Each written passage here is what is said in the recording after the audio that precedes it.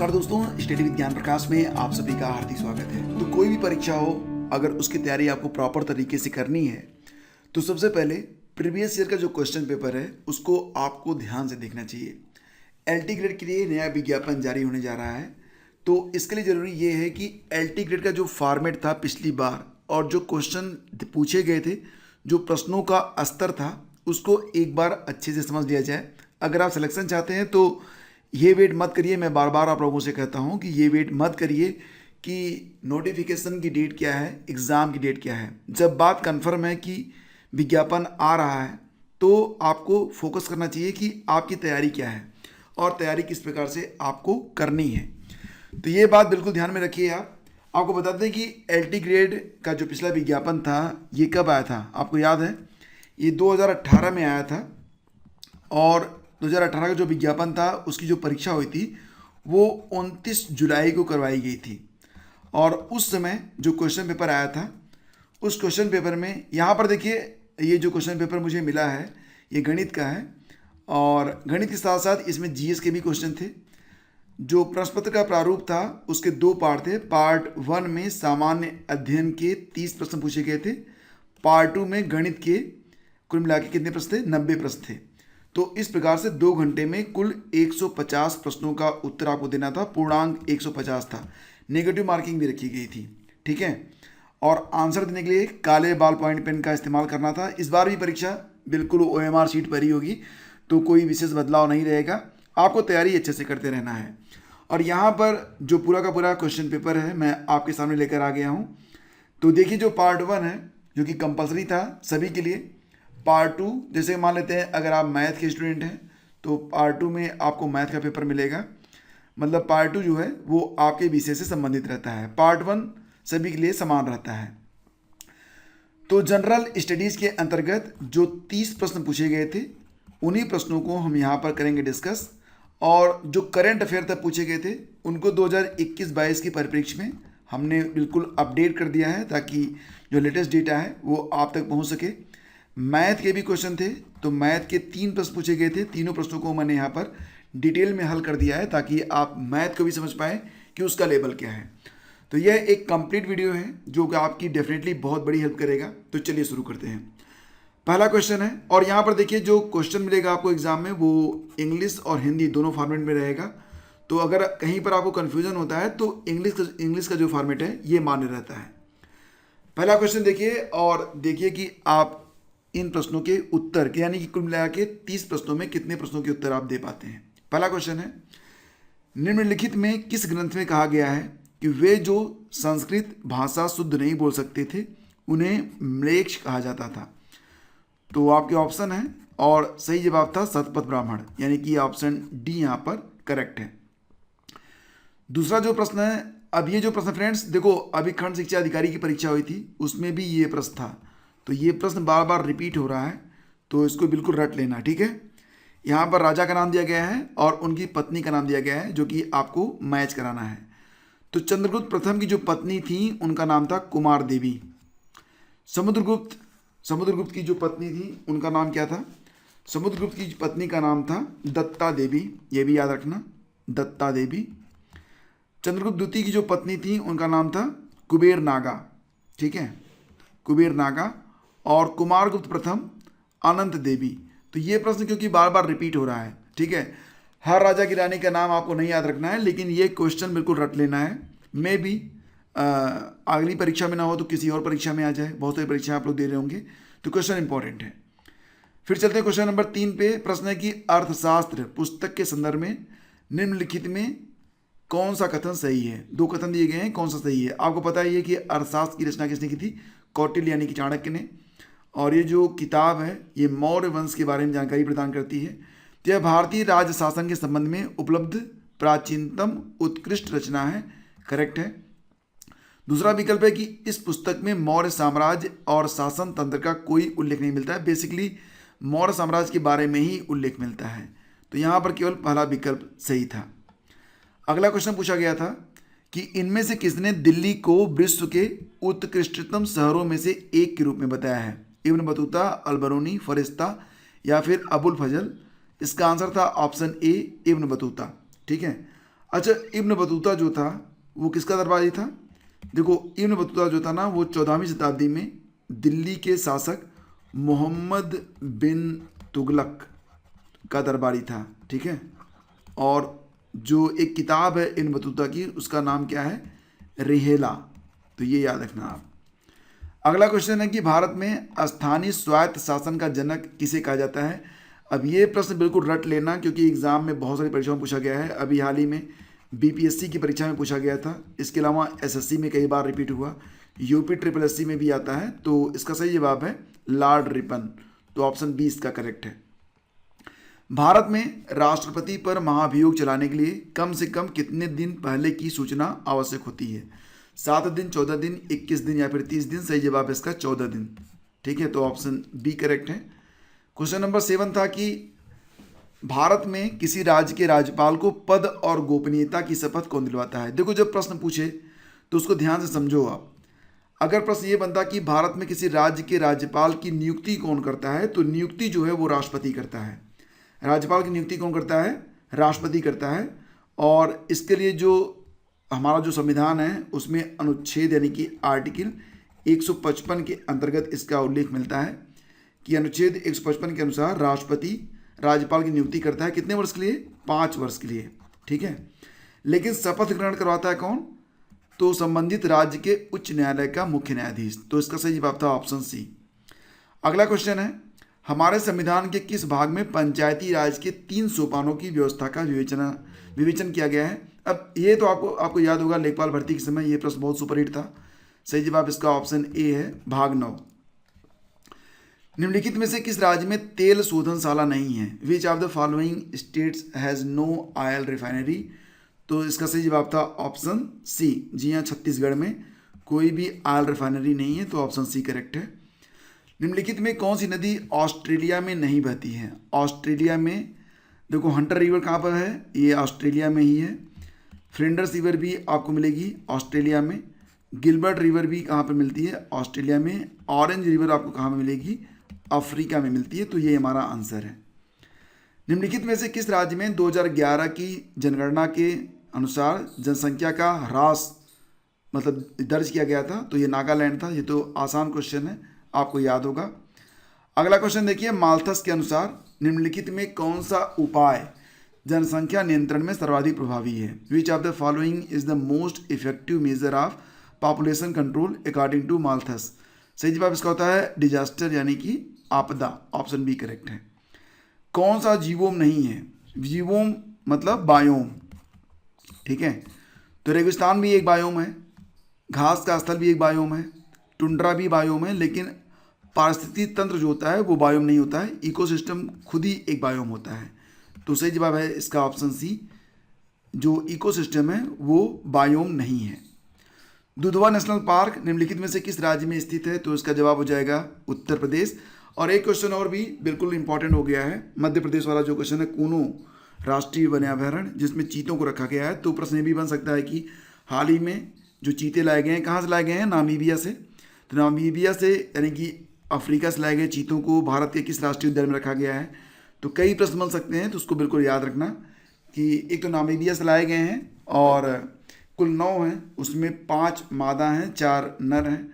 इनको कहाँ पर रखा गया है? मध्य प्रदेश के कूनो राष्ट्रीय अभयारण्य में, ठीक है। अगला क्वेश्चन है, राष्ट्रीय परिवार स्वास्थ्य सर्वेक्षण है, इसको आप जानते ही हैं, नेशनल NHFS बोलते हैं, नेशनल हेल्थ फैमिली सर्वे। इसका 5वां संस्करण भी आ चुका है। अब ये जो क्वेश्चन आया है ये 2018 के संदर्भ में है। तो उस समय जो आया था NFHS 4 उसके मुताबिक ये क्वेश्चन था कि राष्ट्रीय परिवार स्वास्थ्य सर्वेक्षण के चतुर्थ चक्र में वर्तमान में TFR रेट यानी कि कुल प्रजनन दर बच्चे प्रति महिला, टोटल फर्टिलिटी रेट चिल्ड्रेन पर वुमन उस समय कितनी थी? 2.2 थी।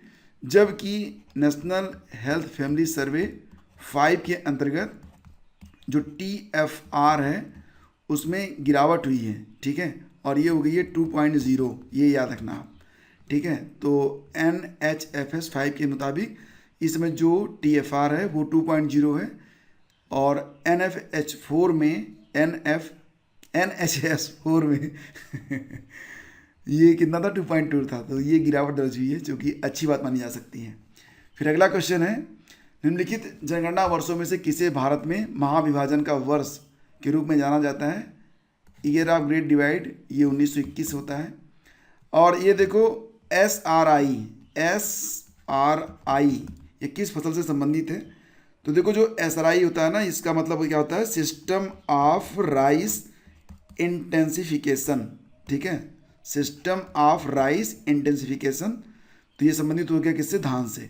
ऑप्शन डी करेक्ट है। निम्नलिखित में कौन सा युग्म सही सुमेलित नहीं है? मूंगफली में तना छेदक, मूंगफली में फली छेदक लगता है, चना में भी लगता है, धान में जो एक कीट होता है उसको बंका कहते हैं, लेकिन मक्का में नहीं, जो तना छेदक होता है ये धान में लगता है, ठीक है। तो इसका सही जवाब बन जाएगा ऑप्शन डी, धान। और मक्का, आलू, मूंग के फसल चक्र की जो सघनता होती है कितनी होती है? The rotation intensity of maize, potato, moong, bean is 300%। Option D इसका करेक्ट था। ये क्वेश्चन काफ़ी कंफ्यूजिंग था, बहुत सारे लोग इसका उत्तर नहीं दे पाए थे उस समय। और मैं आपको यकीन बताऊं, सही बात कि कुल मिला के 30 प्रश्नों में से 15 से 16 प्रश्न ही लोगों के सही हो रहे थे, जो कि बहुत सघन तैयारी करने वाले थे उनके भी, तो हल्के में मत लीजिएगा। अगला क्वेश्चन पूछा गया था कि कौन सा युग्म सही सुमेलित नहीं है? मूंगफली की जो प्रजाति है उसको कौशल कहते हैं, सरसों की एक प्रजाति है जिसका नाम है वरदान, आलसी की प्रजाति चमत्कार बताया जा रहा है, जबकि चमत्कार जो है ये अरहर की प्रजाति है, अरहर, ठीक है। तो ये हमारा उत्तर बन जाएगा क्योंकि ये सही सुमेलित नहीं है, तो यही आंसर बनेगा। चना की प्रजाति है उदय, तो यहाँ पर ऑप्शन सी हमारा उत्तर है। जो चमत्कार है वो किसकी प्रजाति है? अरहर की प्रजाति है। अगला क्वेश्चन देखिए, निम्नलिखित में से किस रोग का प्रतिजैविक द्वारा निदान नहीं किया जा सकता? मतलब विच of the following disease can not be cured by antibiotics? तो एंटीबायोटिक्स किसमें दिया जाता है? जब बैक्टीरिया के द्वारा कोई रोग होता है, बैक्टीरिया से, तो उसको हम एंटीबायोटिक से ठीक कर सकते हैं। क्षय रोग का कारण बैक्टीरिया है कि वायरस है? तो बैक्टीरिया ही है, आप जानते ही हैं। टेटनस भी बैक्टीरिया के कारण भी होता है, कारण ही होता है मतलब। और खसरा भी जो होता है ये किससे होता है? खसरा भी जो होता है ये एक वायरस की वजह से होता है। तो मतलब ये कि जो खसरा है वो एंटीबायोटिक से आप ठीक नहीं कर सकते हैं, तो ऑप्शन सी करेक्ट है इसका। हैजा भी किससे होता है? बैक्टीरिया से ही होता है। अच्छा, खसरा का जो वायरस है उसको क्या कहते हैं? पैरामाइक्सो। खसरा का जो वायरस है ये कहा जाता है पैरामाइक्सो, ठीक है, पैरामाइक्सो वायरस। अगला क्वेश्चन देखिए, निम्नलिखित युग्मों में कौन सा सही सुमेलित नहीं है? कंप्यूटर की खोज किसने की थी? चार्ल्स बेबेज ने की थी। बैरोमीटर को ई टार्सेली ने, सही है। डायनामो को माइकल फैराडे ने बनाया था, सही है। रेडियो की खोज की गई थी किसके द्वारा? मार्कोनी ने की थी। मार्कोनी ने 1890 में खोजा था रेडियो, तो ऑप्शन बी इसका करेक्ट है। संचार उपग्रह जो होते हैं, कम्युनिकेशन सैटेलाइट, वो हमेशा जो है क्या होते हैं? जियो स्टेशनरी होते हैं, ऑप्शन सी करेक्ट है, भू स्थिर रहते हैं। निम्नलिखित पदार्थों में से किसकी चालकता तापक्रम के साथ बढ़ती है? तो which substance among the following conductivity increases with temperature, that is copper. तो ऑप्शन ए करेक्ट है। अब ये क्वेश्चन देखो, इसको मैं हल करा देता हूँ आपको। अगर एक हेक्सागन है, हेक्सागन का जो वो होता है ना, प्रारूप क्या होता है? इसमें 6 भुजाएं होती हैं, छवों की जो मतलब क्या होता है, 6 भुजाएं आपस में क्या होती हैं? बराबर होती हैं, ठीक है। ये हेक्सागन हो गया। अब जो एरिया होता है हेक्सागन का क्या होता है? इसका जो फार्मूला है, तो एरिया जो होता है हेक्सागन का, उसका फार्मूला बताया गया है क्या? इसको लिखते हैं 3 करनी में 3 फिर यस स्क्वायर बटा 2। यस क्या है? साइड। तो यहाँ पर साइड दिया गया है 2 करनी में 3, तो कैसे निकालेंगे आप?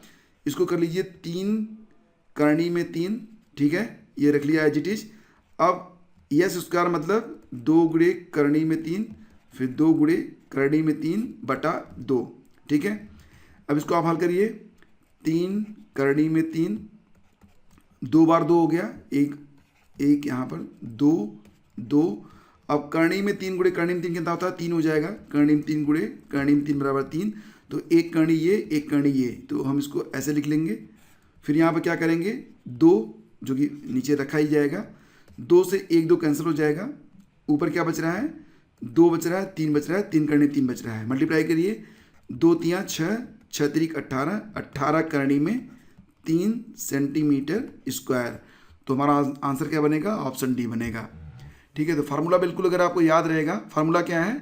हेक्सागन का जो फार्मूला होता है 3 करनी में 3, फिर होता है यस स्क्वायर बाई 2, और यस क्या होता है वहाँ पर आपको 2 करनी में 3 रख देना है, यानी कि भुजा जो होती है वो होती है यस यहाँ पर। फिर आगे बढ़ते हैं, क्वेश्चन नंबर 26 पे आ जाइए। प्रश्न पूछा गया था कि यदि 2x धन 2/x बराबर 3 तो x क्यूब धन 1/x क्यूब धन 2 का मान क्या होगा। तो क्या दिया गया यहाँ पर 2x धन 2/x बराबर 3, इसको हम क्या करेंगे 2 को ले लीजिए कॉमन, बाहर रख लीजिए, क्या बनेगा 2, तो x धन 1/x बराबर क्या बन गया 3, मतलब x धन 1/x बराबर बन गया 3/2। ये याद रखना, इक्वेशन नंबर 1 बन गया। फिर हम क्या करेंगे दोनों तरफ को इसका जो है क्यूब कर दीजिए, ठीक है, x धन 1/x का क्यूब बराबर 3/2 का क्यूब, ठीक है। ये फार्मूला आपको याद है, a धन b का क्यूब क्या होता है, ये होता है a क्यूब धन b क्यूब धन क्या होता है a क्यूब धन b क्यूब, फिर क्या होगा 3ab होता है और a प्लस b होता है। बस ये फार्मूला यहाँ पर अप्लाई कर देते हैं, क्या बनेगा, देखो ये a मान लीजिए, इसको a मान लो और इसको b मान लो, ठीक है। बस अब यहाँ पर क्या करेंगे x क्यूब बनेगा, x क्यूब धन 1/x क्यूब धन 3। अब यहाँ पर क्या है ए बी, मतलब 1/x और x हो जाएगा, और यहाँ पर क्या बनेगा a प्लस बी, मतलब x धन 1/x। इसको सरल कर लीजिए, x से x कैंसिल हो गया, 3 बचा यहाँ पर, तो क्या बनेगा यहाँ पर x क्यूब धन 1/x क्यूब धन 3। अब यहाँ पर देखो इसकी जो वैल्यू क्या है, x धन 1/x की जो वैल्यू है वो क्या है 3/2 है, तो हम इसकी वैल्यू यहाँ पर रख देते हैं 3/2। तो क्या हो जाएगा 3 3 9/2 हो जाएगा, तो 9/2 बराबर कितना हो जाएगा, यहाँ पर आप देख ही रहे हैं कि 9/2 बराबर क्या है, तो उसको आपने यहाँ पर क्या किया था 3 3 9 3 27, 27/8, ये हो जाएगा 27/8। तो हम क्या करेंगे यहाँ पर x क्यूब धन 1/x क्यूब बराबर 27/8, और यहाँ पे क्योंकि प्लस है माइनस कर लेंगे, तो क्या बनेगा 3 3 9/2, 8 और 2 का एलसीएम ले लीजिए, 8 आएगा, 8 1 में 8 और 1 का मल्टीप्लाई 27 27, और 2 चौके 8 9 चौके 36, तो क्या बना यहाँ पर -9/8 हो गया। तो अब इसकी जो वैल्यू बन रही है ना वो कितनी बन रही है, x क्यूब धन 1/x क्यूब की वैल्यू है कितनी -9/8। तो अगर x क्यूब धन 1/x क्यूब की वैल्यू हो रही है -1/8, तो क्या करना है आपको -9/8, ये वैल्यू हो गई इसकी, ठीक है। इसमें 2 को ऐड कर दो, क्या बनेगा 8 दूनी 16, और 16 में से 9 क्या करेंगे आप घटा देंगे, क्या बनेगा 7, फिर नीचे आ जाएगा 8, तो ये इसका उत्तर बन गया, ठीक है। तो इस प्रकार से थोड़ा सा गुणा गणित करना पड़ा, लेकिन आंसर आपको मिल गया। ये हाई स्कूल की जो आइडेंटिटीज़ है ना ट्रिग्नोमेट्री की, वो आपको बिल्कुल याद रखना है, अलजेब्रा वाली और बाकी जो भी चीज़ें हैं ये काफ़ी इंपॉर्टेंट हैं। फिर आगे बढ़िए, यदि द्विघाती समीकरण है उसमें क्या दिया गया है 2x स्क्वायर धन px धन 4 बराबर 0 का एक मूल अल्फा है। तो आपको पता ही है कि जो यहाँ पर क्वाड्रेटिक इक्वेशन होता है उसका फॉर्म क्या होता है ax स्क्वायर धन bx धन c बराबर 0, इसी प्रकार से लिखा जाता है, आपको याद ही होगा। इसके जो 2 मूल होते हैं उसको डिनोट करते हैं अल्फ़ा और बीटा से। यहाँ पर जो अल्फ़ा है वो 2 दिया गया है, ठीक है, एक मूल अल्फ़ा है। हमें पता क्या करना है, बीटा की वैल्यू पता करनी है। क्या करेंगे, कंपेयर कर लीजिए, ax स्क्वायर मतलब a की जगह पर क्या है 2 है, तो a बराबर 2, bx b की जगह क्या है b बराबर p, और c की वैल्यू क्या है c बराबर है 4। कंपेयर कर लिया। अब आपको पता ही है कि जो जीरोज़ का मल्टीप्लिकेशन होता है किस प्रकार से होता है, आपको अच्छे से पता है कि अगर हम अल्फ़ा बीटा इसके मूल हैं तो अल्फ़ा डॉट बीटा बराबर क्या होता है, अल्फ़ा डॉट बीटा ये लिखा जाता है c/a के रूप में। c की वैल्यू क्या है 4 है, a की वैल्यू 2 है, तो अल्फ़ा डॉट बीटा, अब अल्फ़ा की वैल्यू परस दी गई यहाँ पर 2, तो 2 डॉट बीटा लिख लीजिए बराबर c बराबर 4, a बराबर 2, बस 2 दूनी 4, मतलब बीटा 2 बीटा इक्वल टू 2, तो बीटा की वैल्यू क्या मिल गई 1 मिल गई, तो ये हमारा उत्तर बन जाएगा। इस प्रकार से इसको हल कर लेंगे। 3 ही प्रश्न पूछे गए थे, लेकिन प्रश्नों को आपको देखना पड़ेगा। और एक बात और बताएं आपको कि एक एक नंबर से ही आप बाहर हो जाएंगे, तो हल्के में मत लीजिएगा कि चलो हम दूसरा कवर कर लेंगे। जो भी टॉपिक है उसको अच्छे से पढ़िए, ठीक है। मैथ नहीं आती है तो लगाइए, कोई भी काम करने से होता है, वो बाबा रामदेव कहते हैं ना कि करो तो होता है, तो करते रहो। चलो अगला क्वेश्चन पूछा गया था कि मई 2018 में किस राज्य में सैन्य अभ्यास विजय प्रहार हुआ था, तो इसका उत्तर था राजस्थान, ऑप्शन डी करेक्ट है। राष्ट्रमंडल खेल 2018 में बैडमिंटन का महिला एकल खिताब जीता था उस समय साइना नेहवाल ने। तो कॉमनवेल्थ गेम के बारे में अभी हाल ही में जो संपन्न हुए हैं उस पर भी आपको बिल्कुल फोकस रखना है। विश्व प्रेस स्वतंत्रता सूचकांक 2018 में भारत की रैंक कितनी थी, तो उसमें जो रैंक थी वो 136 थी। अब यहाँ पर विश्व प्रेस स्वतंत्रता सूचकांक की बात हो रही है, मैं आपको कुछ इंपॉर्टेंट फैक्ट बता देता हूँ जो कि हो सकता है कि एग्जाम में पूछ लिए जाए, रिपीट कर लिया जाए, क्योंकि जब एग्जामिनर पेपर सेट करता है तो पुराने क्वेश्चन पेपर को जरूर देखता है और कोशिश करता है कि नए से उसको अपडेट कर दिया जाए। तो देखो जो विश्व प्रेस स्वतंत्रता सूचकांक 2022 है, ठीक है, क्या लिखेंगे इसको, वर्ल्ड प्रेस फ्रीडम इंडेक्स 2022 में इसका 20वां संस्करण आयोजित किया गया, करेक्ट। जारी कौन करता है, इसको जारी करता है रिपोर्टर्स विदाउट बॉर्डर्स, RWB, ठीक है। और कुल मिला के 180 देशों को इसमें शामिल किया गया था। इसमें इंडिया की रैंक 2022 में कितनी आई है, 150 आई है, ठीक है। 2022 में इंडिया की रैंक कितनी है, 150 है। पिछली बार 142 था, अब थोड़ा सा 8 नंबर हम नीचे पहुंच गए हैं। तो इंडिया की रैंक 2022 में है वर्ल्ड प्रेस फ्रीडम इंडेक्स में 150। टॉप पर है नॉर्वे और सेकंड पर है डेनमार्क, ठीक है, तो ये याद रखना आप। अच्छा एक बात और बताता हूँ, विश्व प्रेस स्वतंत्रता दिवस बताओ कब मनाया जाता है, तो ये होता है प्रतिवर्ष 3 मई, ठीक है, 3 मई को होता है विश्व प्रेस स्वतंत्रता दिवस। तो इतने पॉइंट आपको याद रखने हैं और बाकी की जो प्रश्न हैं वो लगातार बने रहिए हमारे साथ, हम लगातार डिस्कस करते रहेंगे। वीडियो पसंद आया है तो लाइक और शेयर कर दीजिएगा। Thank you so much.